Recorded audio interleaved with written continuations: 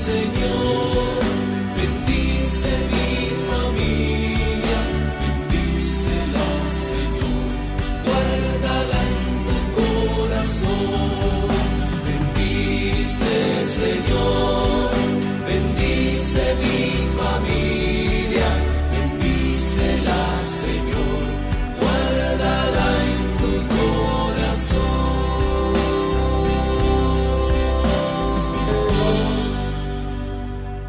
Qué alegría encontrarnos una vez más en su programa Familia Santuario del Amor.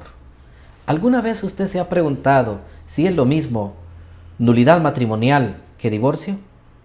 De este tema vamos a conversar este día con el padre Moisés Morán, juez del Tribunal Eclesiástico en la diócesis de Santa Ana. No nos cambie, pronto regresamos.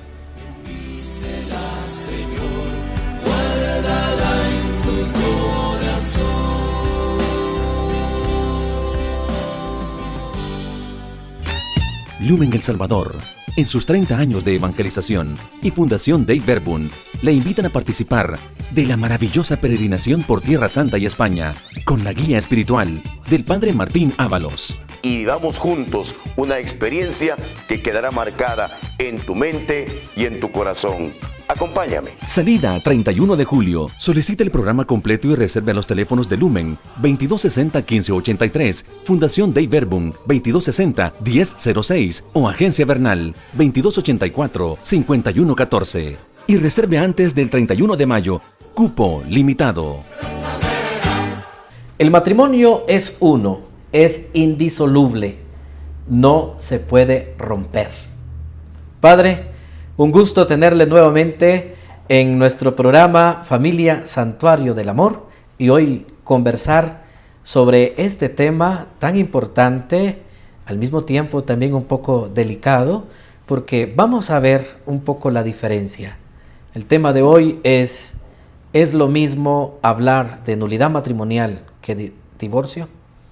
Un gusto, Padre Pedro, estar compartiendo contigo y con toda la audiencia que está pendiente siempre de este programa, poder compartir esta doctrina de la Iglesia sobre estos temas tan importantes y, como tú decías, muy delicados. Y algunas preguntas que algunos están haciendo, que las han tenido quizás siempre, o cuando surgen estos temas vuelven a la memoria, trataremos de aclararlas para que las cosas se llamen por su nombre y que se puedan seguir los procesos que están permitidos en la Iglesia y en los ámbitos civiles ante las situaciones que vengan en la vida de los matrimonios. Alguien me decía por ahí, Padre, ¿qué está pasando? Ahora ya la Iglesia ha aceptado que se puede divorciar una persona casada, y yo me quedo así un poco pensando y luego le pregunto, ¿y por qué? Es que yo tengo un familiar que estaban casados por la Iglesia y ahora resulta que desde la Iglesia ya les resolvieron y se divorciaron. Digo pues como me lo dijo esta persona. Aquí hay una confusión de terminología. Aclaremos, Padre, por qué no es lo mismo cuando hablamos de nulidad matrimonial y cuando se habla en el campo civil, divorcio. Muy bien. El tema parte del momento del nacimiento del matrimonio. El matrimonio nace en el momento en el que los esposos se entregan mutuamente y se reciben. El matrimonio en el ordenamiento civil lo establece de esa manera, como un contrato entre dos partes ante una persona que el mismo derecho establece las condiciones que debe reunir y luego todos los procesos que debe continuar para que ese matrimonio quede asentado y es reconocido ante el ordenamiento civil, de tal manera que una pareja que se casa en el ordenamiento civil, a partir de ese momento tiene consecuencias, de tal manera que pueden reclamar derechos propios de esposos, a diferencia de aquellos que no están casados o de aquellos que están divorciados. En la Iglesia Católica, el matrimonio es la entrega mutua de los esposos y en ese momento nace el sacramento del matrimonio entre dos bautizados. Y a partir de ese momento, ese matrimonio comienza una vida, una historia, hasta el momento de su término natural, sea por la muerte o sea por la nulidad matrimonial, que vamos a entrar en ese tema. ¿Qué es lo que ocurre aquí? En el caso del matrimonio, o nace o no nace. Partiendo de ese pequeño principio, pero muy importante, nosotros nos preguntamos, ¿qué es el divorcio? Hablamos del divorcio en el ámbito civil, porque en la iglesia no existe el divorcio. El divorcio es romper, quebrar, anular un contrato que nació entre un varón y una mujer. En el ordenamiento civil, el divorcio es aquel matrimonio que comenzó, ahora lo rompemos y lo disolvemos. Eso es en terminología práctica. No estoy utilizando una terminología jurídica en el ámbito civil. En la iglesia, el matrimonio que nació no se puede disolver.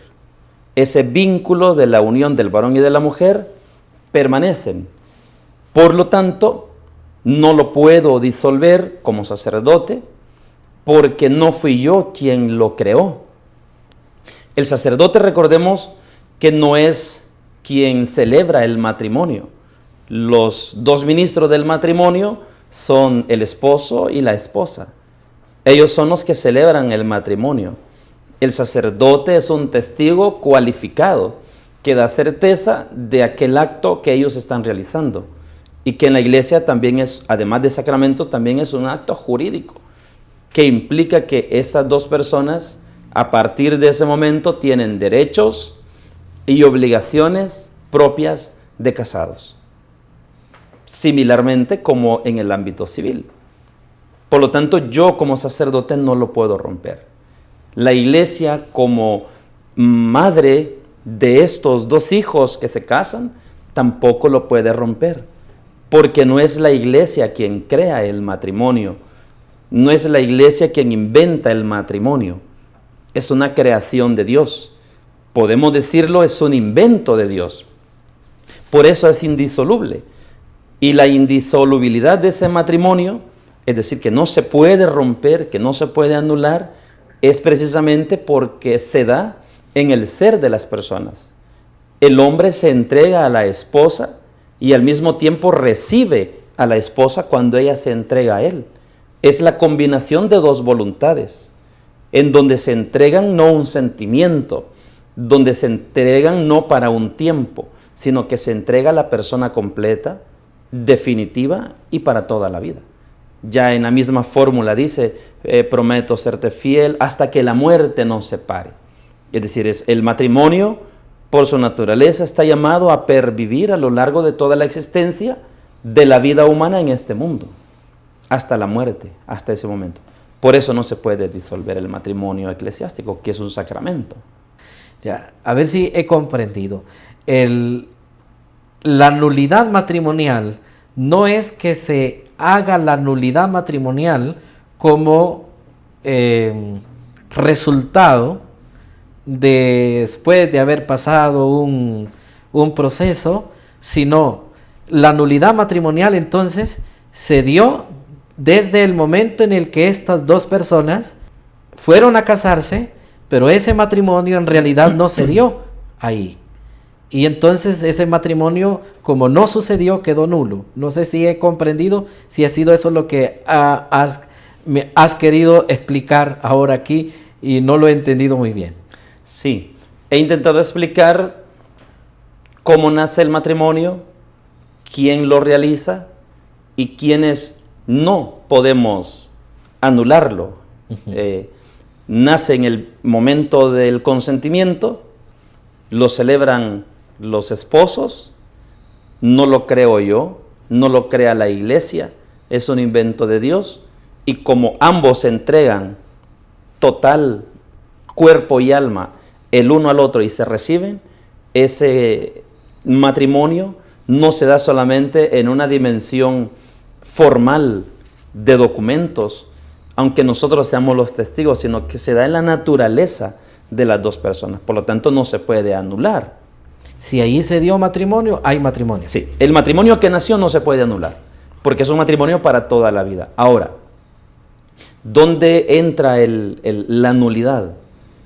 Para que ese matrimonio nazca, tienen que darse las condiciones suficientes para que, como cuando un bebé está en el vientre de la madre, ¿verdad? En el vientre de la madre tienen que darse las condiciones suficientes de salud, tanto de ella como del bebé que está ahí, para que pueda llegar a su término natural y nacer. En el matrimonio toda esa etapa se da en la etapa del noviazgo, para que ese matrimonio pueda nacer en el momento de la boda, que nosotros la llamamos, o también le llamamos el momento del casamiento. Me estoy refiriendo al instante de la misa y el momento en el que ambos están ahí de blanco, la esposa, el muchacho vestido como se le dé la gana, pero que se van a casar. Si en ese momento el matrimonio nació porque cumple todas las condiciones que requiere el derecho canónico y la naturaleza de los esposos, ese matrimonio es irrompible. No se puede anular, no se puede quebrar, no se puede romper. ¿Qué es lo que hace la Iglesia entonces cuando habla de proceso de nulidad? El proceso de nulidad consiste en que la Iglesia como madre, ante las situaciones de ruptura, de fracaso de los matrimonios de dos de sus hijos, busca revisar por medio de un sistema jurídico ya establecido para determinar si ese matrimonio nació o no nació. Y entonces viene todo un trabajo en un tribunal eclesiástico en donde una de las dos partes o las dos partes al mismo tiempo van y piden: nosotros queremos que revisen nuestro matrimonio. En nuestro matrimonio fracasó y queremos que este matrimonio ustedes vean si nació o no nació y pedimos que se declare nulo, por lo que el derecho llama a unos capítulos de nulidad. Es decir, ya me referiré a qué capítulos específicamente estoy haciendo referencia para ver si en el momento en que ese matrimonio nació o se dio, si se dio o no se dio el matrimonio. Estamos ante el momento del nacimiento. El tribunal tendrá la responsabilidad de revisar toda la biografía de ese matrimonio, los años de vida, todo cómo se dio incluso antes del matrimonio y el día mismo y el momento del matrimonio, para determinar, según el derecho lo establece, si allí se dio el nacimiento o no nació el matrimonio. Si el matrimonio se dio, el tribunal eclesiástico tiene que declarar que ese matrimonio existe. Si el matrimonio no nació, el tribunal eclesiástico tiene que declarar que ese matrimonio es nulo, por lo tanto nunca existió. ¿Qué es entonces el proceso de nulidad? El proceso de nulidad es una sentencia que el tribunal emite de declaración de nulidad. El tribunal no está rompiendo un matrimonio. Está declarando que allí no nació el matrimonio. Que el matrimonio no nació cuando tuvo que haber nacido. Exacto. Aquí habría que decir, Padre Pedro, algo muy importante. El matrimonio no es una muchacha vestida de blanco, un muchacho vestido como tiene que ir vestido ese día. El matrimonio no es la misa. La misa es un sacramento, aparte del matrimonio. El matrimonio, me atrevo a decir, y con eso no quiero causar escándalo, el matrimonio no son los hijos. Los hijos son fruto del matrimonio. Y los hijos vienen como ese segundo fin del matrimonio del que hablábamos en unos programas anteriores, procreación y educación de los hijos. Entonces el matrimonio es ese vínculo que nació en el momento de la entrega mutua de los dos esposos. ¿Nació o no nació en ese momento? Ese sí sellado a partir de la sinceridad mutua de ambos, ¿verdad? En el que se compromete el uno al otro, ¿verdad? Conscientemente de esa unidad, obviamente con todos los requisitos que el mismo matrimonio como tal exige para poder contraerlo. Exacto. Y por eso la Iglesia investiga antes del matrimonio para ver si las dos personas son hábiles. Además de ser varón y ser mujer, que sean hábiles, es decir, que no tengan un matrimonio precedente. Ahí estamos hablando de esos impedimentos, esas situaciones que el derecho canónico establece para que las dos personas que quieren casarse puedan realmente casarse. Entonces vienen esos impedimentos de edad, es decir, el varón tiene que tener un mínimo, según el Código de Derecho Canónico, de 16 años y la mujer tiene que tener un mínimo de 14 años. Pero la conferencia episcopal, cada país o región, según cómo esté conformada la conferencia episcopal, está llamada a legislar en este punto y a confirmar esa edad, que es la edad mínima que la naturaleza establece, para que ambos tengan capacidad de contraer no solamente psicológicamente, sino físicamente ese matrimonio. Entonces, en el caso de nuestro país, El Salvador, la edad es de 18 años. Alguien puede tener 18 años, pero igual puede tener otros impedimentos. ¿Cuáles? La edad es el primero. Segundo, que sea una persona que no sea clérigo, es decir, que no esté consagrado como sacerdote, que no tenga votos, es decir, que no sea religioso. Si alguien que es religioso, en el momento de la consagración surge un impedimento, que es ese impedimento de la vida consagrada. Y en ese caso ellos están sujetos a un régimen en donde solo el Papa puede dar esa dispensa para que ellos puedan no vivir esos votos y esa dispensa para que puedan ejercer el derecho al matrimonio. Luego la impotencia, una impotencia que sea absoluta. Un hombre, una mujer que sexualmente son impotentes no se pueden casar porque no pueden lograr esos fines del matrimonio, que es la ayuda mutua entre los dos esposos en la dimensión de la sexualidad, y no podrían alcanzar esa dimensión del segundo fin, que es la procreación y educación de los hijos. Luego también tenemos la infertilidad, es decir, que la persona sea infértil. Alguien puede decir, bueno, me casé con mi esposo y él sí es infértil, o me casé con mi esposa y el problema es ella. En ese punto tendríamos que hacer otro programa para meternos en esa dimensión, que es muy bonita, porque ¿qué pasa con aquellos matrimonios en los que ambos son infértiles? ¿Puede surgir el matrimonio ahí o no nace el matrimonio? Ahí solamente podría darse lo siguiente: la infertilidad en uno o en ambos, si es conocida por los dos, no hace nulo el matrimonio. Conocemos parejas de matrimonios que se casaron, yo conozco un caso, 25 años, nunca tuvieron hijos, pero eso no hace nulo el matrimonio. Que ellos no alcancen por la infertilidad de uno de los dos o de los dos la procreación y educación de los hijos, no hace que el matrimonio no nazca. Solo podría darse que en el caso de que él o ella, conociendo que eran infértiles, se lo oculta a su cónyuge, entonces nace otro impedimento, que es el dolo, es decir, el engaño en esta dimensión. Y esto también hace nulo el matrimonio. ¿Por qué razón? Porque la otra persona se casó con él o se casó con ella porque además de ayudarse mutuamente en todos los ámbitos de la vida y en la sexualidad, quería ser padre, quería ser madre. Cuando la iglesia en los procesos de nulidad investiga todo esto y llega a conocer que allí hubo dolo en este ámbito, entonces se declara también nulo ese matrimonio. Además de esto, también el impedimento, el llamado conyugicidio, es decir, cuando yo, hombre casado, mandé a matar a mi esposa para casarme con otra.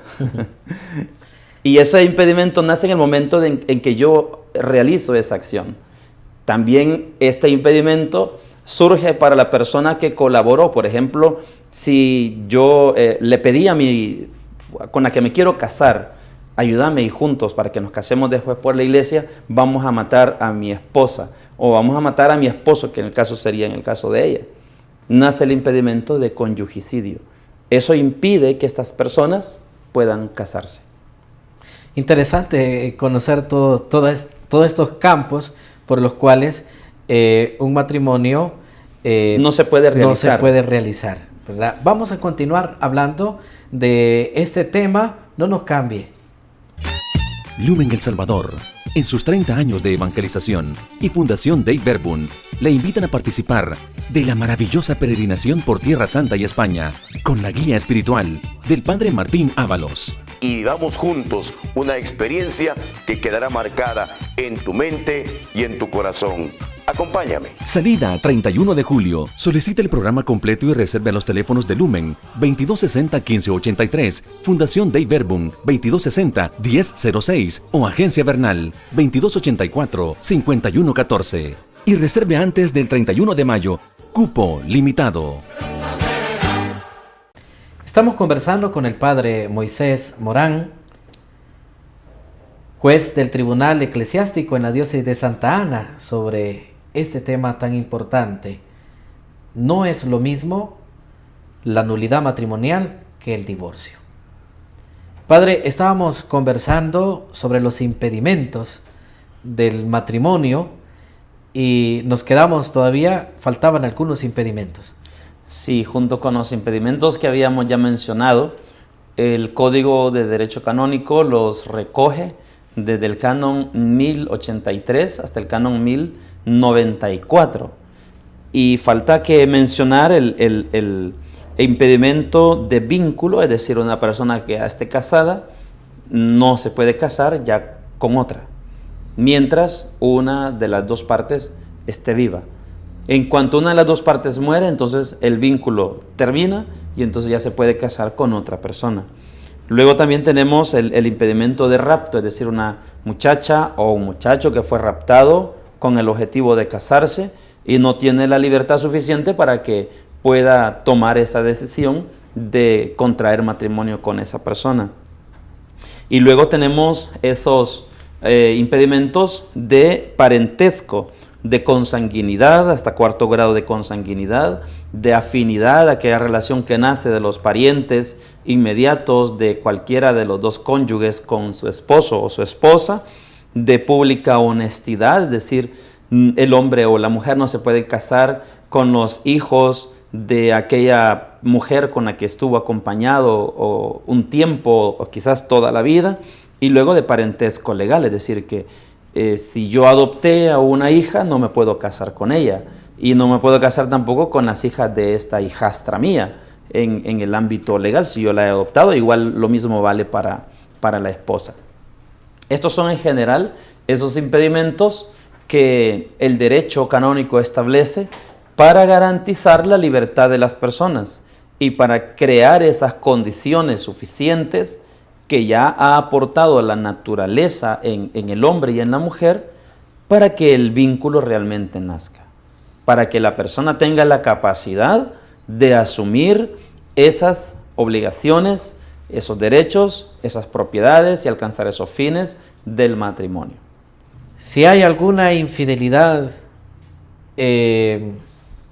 normalmente esto a veces sucede y una de las partes dice, no, pues eres infiel, entonces yo ya no puedo vivir contigo, o ya no te quiero así, ¿verdad? Porque resulta pues que me has engañado, entonces voy a ir a la iglesia, voy a hablar con el padre y que deshaga nuestro matrimonio. Así puede pensar cualquier persona.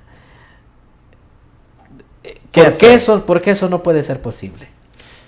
En el caso de la iglesia, cuando ve que sus hijos tienen dificultades y problemas, tiene las soluciones inmediatas de auxilio en la vida espiritual, de dirección espiritual, consejería de matrimonios, de religiosas o de sacerdotes o de seminaristas que ayudan a las parejas para encontrar soluciones a sus problemas. Porque la iglesia vela no solamente porque ese vínculo jurídico permanezca, sino también porque esa familia viva y alcance el último fin de toda vocación, que es la santidad. Entonces, ¿qué ocurre cuando hay una infidelidad en uno, en otro o en los dos? A modo de venganza, a veces alguna pareja decide también ser infiel, pensando que de esa forma va a castigar al otro, cuando en realidad el daño se lo hace a sí mismo o a sí misma y se lo hace al matrimonio. La infidelidad en un primer momento no es una razón para buscar que es buscar introducir un proceso de nulidad matrimonial. La infidelidad podría ser crear un capítulo de nulidad cuando esta persona, antes del matrimonio, durante el matrimonio y en la vida del matrimonio, que puedan ser días, semanas, meses o años, tuvo o mantuvo esa actitud de infidelidad, indicando que es incapaz de asumir las obligaciones propias del matrimonio. En definitiva, para cerrar esta conversación, queda claro que en la iglesia no existe el divorcio. No es lo mismo divorcio que nulidad matrimonial. No es la iglesia la que hace la nulidad matrimonial, sino, como decía el padre, declara lo que, o en otras palabras, da a conocer que lo que en un momento se supuso que era un matrimonio, no fue matrimonio lo que sucedió ahí, sino se hizo toda la celebración, pero eso quedó nulo porque había un vicio, faltaba algo y por lo tanto el sacramento del matrimonio no nació. Gracias, Padre, por compartir. Vamos a quedar en capítulo para un próximo programa, próximos programas. Vamos a tratar también el proceso que lleva todo este espacio para poder declarar, o el tribunal, todo el proceso que lleva el tribunal para poder declarar que un matrimonio es nulo. ¿Verdad? En su momento, como ya decías tú, vamos a ir abordando también la parte propiamente del proceso de nulidad. Ahora apenas hemos mencionado los capítulos posibles de nulidad por los cuales una persona casada podría acercarse a su párroco o al tribunal eclesiástico de manera directa a pedir asesoría jurídica para que le digan qué pasos tiene que seguir y si es probable que su caso prospere hasta introducir el proceso de nulidad matrimonial. Muchas gracias, Padre. Muchas gracias a usted que ha estado pendiente siempre de este programa y le espero en un nuevo programa Familia Santuario del Amor. Que Dios le bendiga. Bendice, Señor.